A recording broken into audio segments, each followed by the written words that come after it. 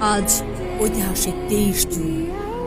ভাষা আন্দোলন ও মহান মুক্তিযুদ্ধ থেকে শুরু করে সকল আন্দোলন সংগ্রামে সামনে থেকে নেতৃত্ব দানকারী দেশের প্রাচীনতম ঐতিহ্যবাহী রাজনৈতিক সংগঠন বাংলাদেশ আওয়ামী লীগের প্রতিষ্ঠা বার্ষিকী। 1949 সালের আজকের এই দিনে ঐতিহাসিক প্রেক্ষাপটে যাত্রা শুরু হয় উপমহাদেশের অন্যতম এই রাজনৈতিক সংগঠনের। বাংলাদেশ আওয়ামী লীগ শুধু এদেশের প্রাচীনতম ও সর্ববৃহৎ রাজনৈতিক সংগঠনই নয়, বাংলাদেশের রাজনীতির মূল ধারাও। স্বাধীন বাংলাদেশের অভ্যুদয় ও আওয়ামী লীগের ইতিহাস একই সূত্রে বাঁধা।